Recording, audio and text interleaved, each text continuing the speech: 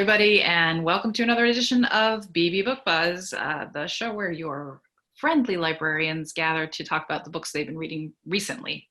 Today I have with me Jeff Clapes, Jackie Powers, and Bridget Black, and I am Karen Stern. And we're going to start today with Jeff, who has the uncharacterizable Jenny Offal's Weather to talk about. It's actually Offill, even though it sounds awful.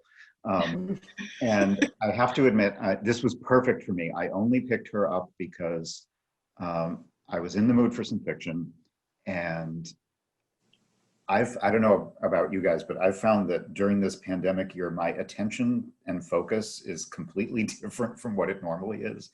So following through something really long is kind of, I'm finding it hard for me.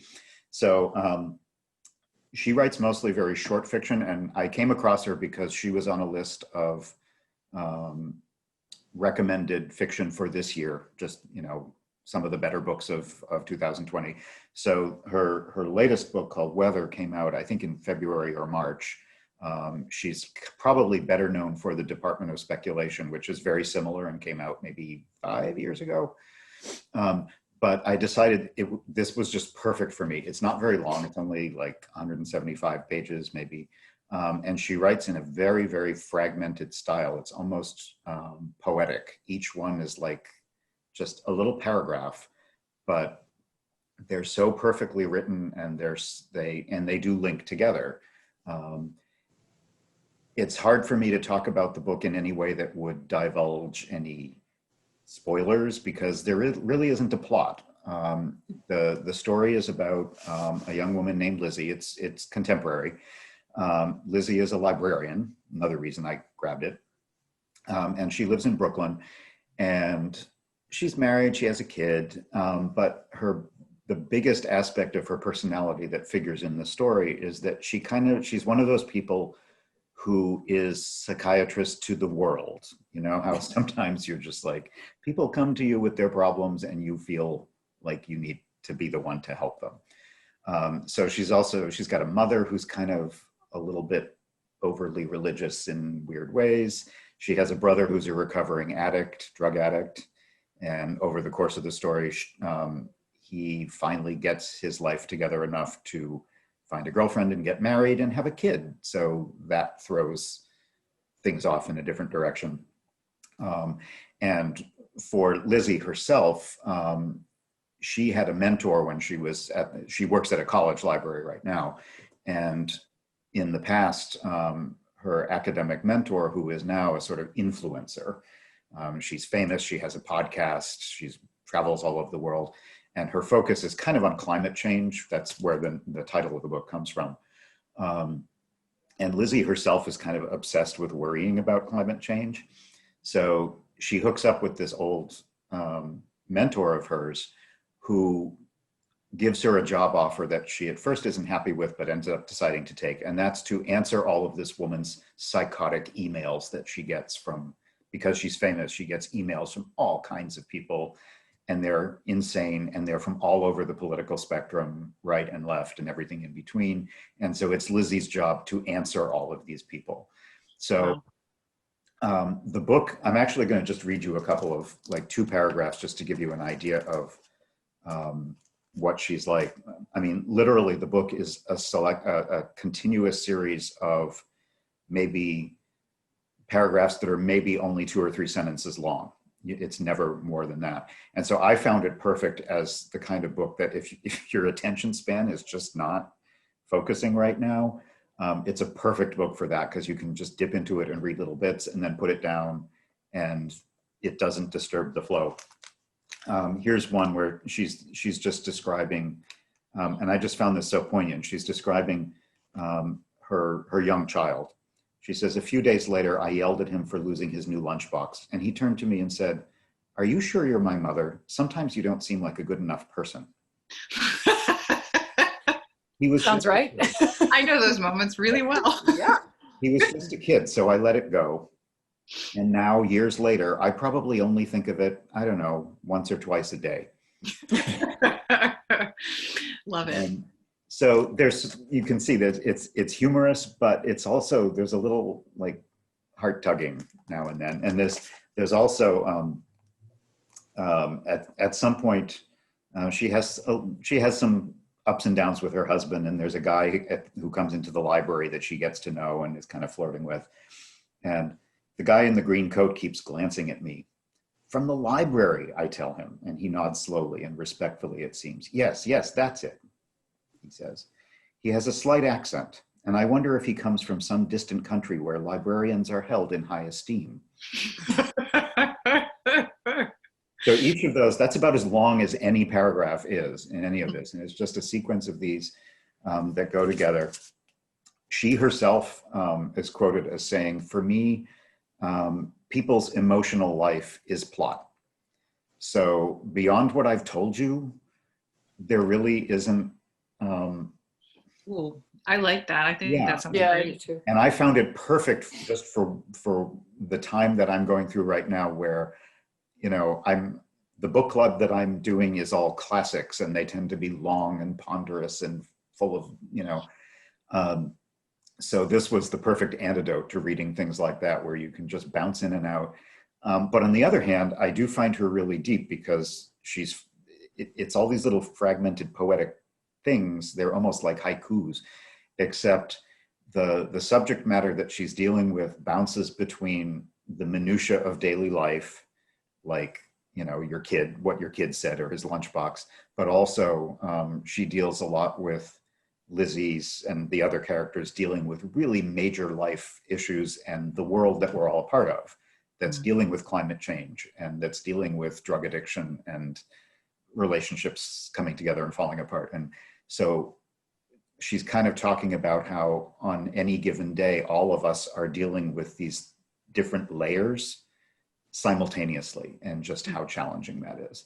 So I found she sees the humor in that, but it's also I found it very bittersweet and poignant in a lot of places. And her writing is just beautiful. It's really beautiful. But if you're afraid of, you know, literary fiction, this is so easy to get into. It's not at all difficult. And so I ended up going back and reading The Department of Speculation, which is different characters, different issues, but very similar writing style. So if you liked one, you'd love the other. So that's, her name is Jenny Offill, Offill. And this is her new one it's called Weather. Definitely going on the I list. think I read that. I kept thinking this sounds familiar, but I think it's because I think I read the first one. Yeah. Department of if they're Speculation similar, that might was be big a few years ago when it came out. I think it was on the New York Times, and she's been nominated for a number of different literary fiction awards. So she's kind of a known name. Okay, Jackie's got a mystery for us. a mystery, a thriller. One of the few standalones I've read lately. I feel like all the mysteries and things I've read lately have been part of a series, and this one was You've not. been reading Penny, right? I stole it from you, Karen. I love it. It's good. It's a good one. I like this one. This one I read on Leanne's recommendation, our own Leanne Ellis, who joined us last time. It's called 8 Perfect Murders. It's by Peter Swanson. Mm-hmm. It is not his first book. He's written several, but this was the first time I had read him. It takes one of the reasons Leanne suggested it to me was because it takes place in Boston, which I sometimes love and sometimes hate. If they do it right, I love it. If they do it wrong, I get really angry. He does it fairly well. He does. The main character, Malcolm, owns a bookstore in Beacon Hill. He co-owns it with an author who feels like kind of a James Patterson-y kind of author, like fairly prolific, sort of phoning it in at this point, like that kind of in that vein, but writes mysteries. And it is strictly a mystery bookstore. And it's supposed to be in Beacon Hill. And I think he does that area very well. He kind of, the way he describes some of the customers, you're like, oh, they're like the, yeah, the kind of old money, like brick, brownstone Beacon Hill people you can see. And he talks about some of the stores without naming them by name, but I know the stories he's referencing. And so he does that quite well. He does live in Massachusetts. I don't think he lives in Boston, the author. But so Malcolm owns the store, and runs it and has worked there, had worked there long before he had an opportunity to buy it. So many years ago, he had started this blog and it didn't do very well and nobody read it. And I think it's the store's blog, and he's occasionally gone back and updated it, but it's not really a thing. But he did one post that was called 8 Perfect Murders. And it was his 8 best murder mysteries, in that, not that they were necessarily the best mysteries ever written or that they were the best books of the genre, but they were the ones where you'd effectively be the least likely to get caught. Like, they were the mysteries where you would get away. They were the perfect they were the perfect murders. They were clever. They were well thought out. And those are all real. So the ones, so he lists like the ABC murders and I'm blanking, The Stranger, the real books though. So fast forward like 15 years after he's written this blog post, and then he's approached by an FBI agent who says to him that the agent thinks that someone is copying his list. Someone is actually murdering people and using this list of books as a guide. So what follows is possibly one of the most unreliably narrated stories I've ever read. Like you're reading and you're thinking, okay, like you think you got to have a handle on him, and then he says something and you're like, oh no, whoa. And it keeps unraveling and unraveling and unraveling and unraveling. And it was funny, one of the books reviews I read of it. It's the bookstore owner, the narrator? What's that? Is the bookstore owner the narrator? Yes, sorry, the bookstore. Yes, he's the narrator. It's first person. And he, one of the reviews I had read said that they thought it was almost like just shy of too clever for its own good. Like it's just right up there. Right. But it's very twisty. I wouldn't say that the writing itself is anything special. It's fairly, because it's in the first person, it's fairly conversational. He's telling you this story. And it's not, literary in any meaningful way, but the plot, this is one of those books where you read for the pace and you read for the plot. I think I read it in like 2 days, which right now for me is saying quite a lot because I don't have a lot of time. But you really do want to get to the end and find out how it ended. And I think I mentioned in a more recent one about a different mystery I read that I actually guessed the ending, which is not typically something I'm able to do. This one I really didn't guess it. Like I was way off, which is always kind of fun when you really don't see something coming. That's what you want coming. Yeah. Yeah. And so I had a couple issues with some of the way that the character is drawn a little bit. There were some parts I found like slightly not believable, but it doesn't matter. Like it doesn't make any difference. You're in it for the ride. It's not this one's not about the character. It's not about his feelings really. It's more about the plot itself. And for me, it was plot's not always enough for me. I usually need something else, but the setting here really, it being set in Boston really made a difference for me. But I would recommend that to anyone who likes a fast paced kind of page turnery. Is it all horror? It's reminding me of Horowitz just because of the kind of yes, the place kind of, like Horowitz does it in London, but it's like very much and the sort of meta aspect. And the kind of meta-ness of it. Yeah. Yes, that's a really good comparison. It is like that. It's not quite as like I think Horowitz does the characters in that book in those books really well. Right. This one's not quite there, but it's in that very much in that same vein that it's because he's the narrator and it's he's part of the story in that same way that Horowitz kind of puts himself in there too. We're talking about Anthony Horowitz here, who has most recently written. Well, he wrote the ones that are meta are like Magpie Murders and The Word is Murder. A Word is Murder. The Word is Murder. Yeah. Yeah. I always want to say M is for murder, but that's somebody else. Somebody else. Anyway, but okay. I highly recommend it. Shout out to one of my favorite patrons, Mr. Smith. I feel like this was a book for him. Oh, okay. There you go. Should he call? We will tell him. And give us the name and the title and the author again. 8 Perfect Murders. And it was by Peter Swanson. Okay, cool. I'm gonna go next with a historical, essentially. So it's not a new book. It actually came out in 2017, but it's one worth mentioning, especially for those of you who like a good old-fashioned family saga, or if you're a history buff, or if you read especially for place and period details. This is called Pachinko, my dog-eared copy, and it's by Min Jin Lee, and it spans the decades from the early part of the 20th century through 1989, so a really big span. And that is essentially the span of the central character's life. And her name is Sunja, and we first meet her when she's born into this honest, hardworking peasant family who runs a guest house in what is now South Korea, in a town by the sea. And she's born just after the Japanese have invaded and occupied Korea in the early part of the century. And then when she's in her late teens, she's noticed by a handsome, sort of obviously wealthy, much older man whose name is Kol Hansu, and he pursues her. She falls in love and becomes pregnant. But when she finds out that he already has a wife in Japan, because he's Korean, but he works in Japan, as you know, there was a lot of links between them besides and as well the occupation. She refuses to become his mistress, and this is kind of the first of many acts of strength that we see from Sunja, who faces a lot of difficulties and heartbreaks throughout her long life.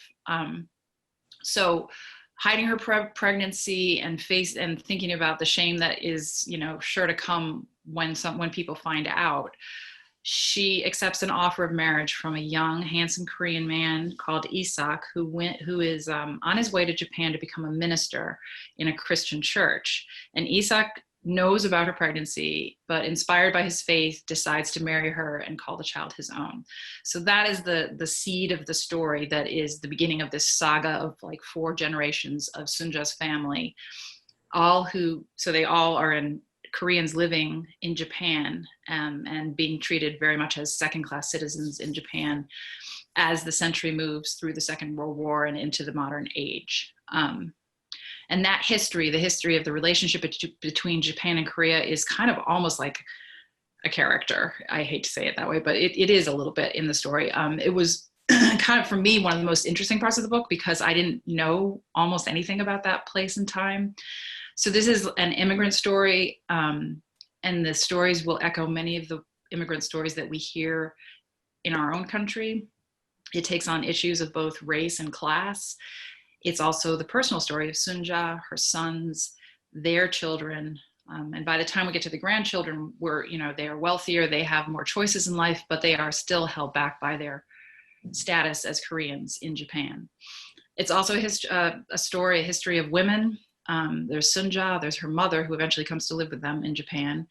Sunja's beloved sister-in-law is a big character in the book, and a bunch of other girlfriends and wives and lovers who Lee kind of weaves into the story to show us both how much things have changed for women, and in some ways how little they've changed for women in those cultures. One thing to note about the structure of the story, you might kind of like think about how Lee covers that much time in a single book, and it is a long book. She does it by giving us that historical arc of history and Sunja's life, and then dipping in to take these like snapshots throughout that arc that give us insights into both the history itself and what's happening to the family, their kind of trials and tribulations along the way.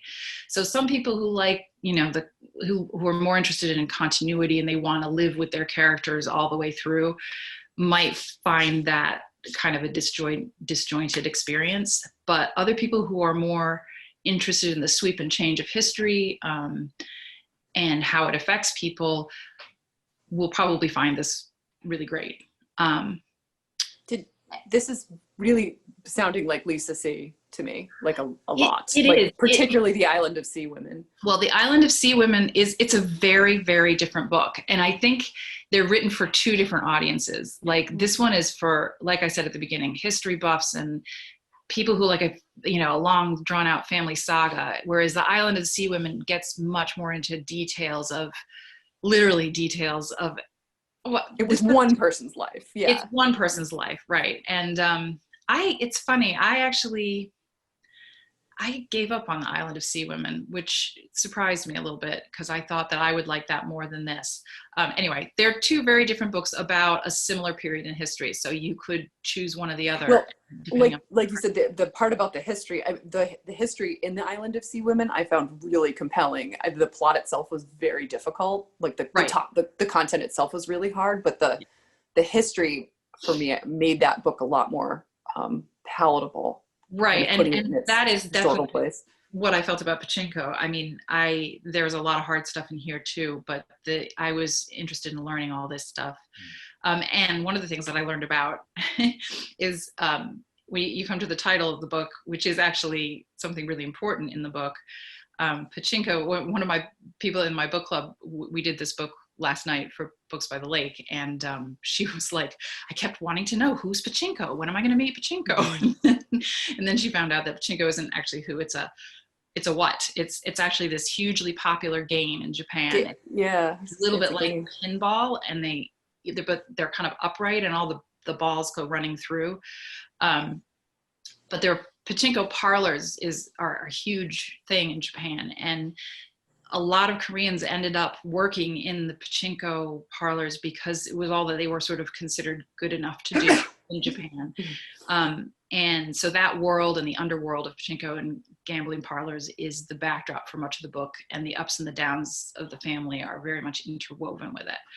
So I think the best thing about this book for me was the way Lee takes you into this time and place that I personally knew nothing about, and made me know the characters so well that they stopped being either Korean or Japanese and just became human beings. And that is what Lee sets out to do with her writing. She has said that she's really interested in creating radical empathy through art. She believes that literature is especially good at, getting us human beings to actually see each other as human beings instead of, dehumanizing entire populations with a single word. This way of getting into people's lives and showing us these universal themes of bravery and shame and family and duty and what it means to be at home, which is a big theme of this book, makes people human, makes characters human, and makes you understand people in general much better. So that was my takeaway from this book, and she does that very, very well. So that's Pachinko by Min-Jin Lee. And next, we have Bridget, who has something fun. Well, is it? It's another page turner thriller. We'll go there. So I'm going to discuss celebrated author Alyssa Cole's newest book. She extends her reach into a new genre. She's quite well known in romance, but this is her first thriller. It's called When No One Is Watching, and it is, as described by her, a gentrification thriller. So it is set in a Brooklyn neighborhood, which is historically been a Black neighborhood and is rapidly and perhaps alarmingly quickly becoming white. So the main character is Sydney, who grew up in the neighborhood and lives in her mother's house. So her mother owns a brownstone. She lives in an apartment so her mother lives on like the first floor, Sydney lives on the second floor, and Sydney's best friend, Drea, lives on the third floor. So they live in these three apartments. Her mother is not at home. Her mother was very ill, and her whereabouts are sort of a mystery that you come to find. But we follow Sydney as she's living in this house and noticing the changes in her neighborhood and how fast they are going on, and that it's alarming to her. She also has a history with her marriage has recently ended, and it ended poorly, with her husband accusing her of being crazy, essentially, like saying this. So she has reasons to sort of doubt herself, but she doesn't really doubt her sanity. When she notices things that are off, she doesn't necessarily like immediately react to them, because she has this part in her where it's like, no, you're being crazy. because people have told her that. So it's kind of a very relatable experience, I think, for some women who've been told that their intuitions are wrong. So it is told in two first-person point of views. One is Sydney, and the other first person is Theo, who is one of the white gentrifiers who's moved into the neighborhood. He has a story too. He's not necessarily typical of what you might expect for someone to move in, but we sort of find out more about him as we go through. I thought this book was super fast-paced, and I read it in basically a day. Like, you'll read it in a day. So it's so fast. It really draws you through. It is obviously kind of dark because it is about very serious subjects that are based in real things, even if the exact nature of the threat to gentrification in this book is heightened, shall we say.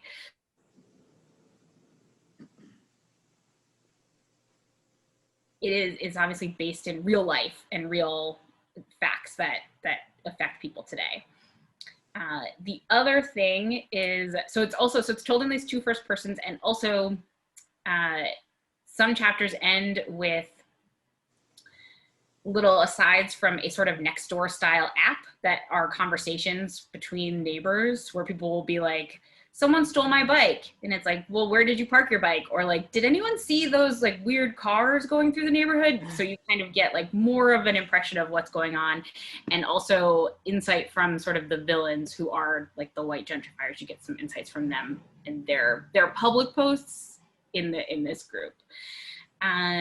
So it's definitely heavy, but it's also, Cole has a real, her writing style can be very funny and has lots of good humorous sort of asides and jokes in it. There's a line in the first chapter that I really, really love, but I cannot say here because it is inappropriate to this form. So you can see it, but it just like sort of sets the tone for what the book is like. And I really appreciated it. So you have to be careful. Yeah. So not everyone gets a happy ending, though it doesn't. So despite the darkness, it isn't like an unhappy ending, but not everyone comes out perfect at the end. It is a little violent. It's definitely has those thriller aspects.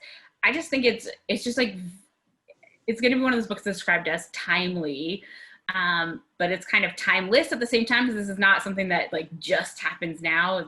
It's an issue that people see all the time, and it's a lot about where you belong, what is your neighborhood, who are you, and what would you do to fight to keep your community safe. Like, what is community, and how what is worth fighting for. And I will say the description on the book describes it as Get Out meets Rear Window, which actually is a pretty good interesting. Because obviously, as you can say, there's obviously the racial aspects of Get Out, and also it's a lot of like spying on your neighbors from inside your house. But come on, it's Alyssa Cole. There's no romance at all. I was gonna say, yeah. I will say there is a romance subplot. Obviously, as I can say, there's two first-person points of views, which is one Sydney, who's a woman, and Theo, who is a man. There is indeed a romantic attraction there. How does it compare to her romances? Do you think she does this as well? I think she does. I will say this. I think she does, because the characters, the things you like about her romances, or the things I like about her romances, are like the relatable characters, and even in sort of absurd plot twists, it maintains like a core of realism is still there here. So that's where it's like she still has the characters, they still have strong connections, and obviously, yes, it's like it takes place in a heightened reality, but she manages to maintain that connection to reality in the way she does in her romances. And does it feel like a thriller? I mean, does it really feel like a thriller? It really does, absolutely. Oh, okay. Like I would say the romantic subplot is absolutely just a subplot. It is not the central part of it, and if it hadn't, you could lift it out and you would still have you'd still have a book that would work as well. So it definitely has a very good thriller. a mystery that like I'll say this, it's like you can start putting together before the characters do, but that's also because you're seeing more information than either one of them is. So you can kind of put it together, but it's still like can surprise you at the end. It has some good surprises and twists and turns. Cool. Great. Well, I think that's what we got for today. Thank you guys for all your contributions. I'll definitely be putting, I think, all of those on my list. So until next time, we will be back in a couple of weeks with another installment. We'll see you for the next Book Buzz. Thank you for coming. Bye-bye.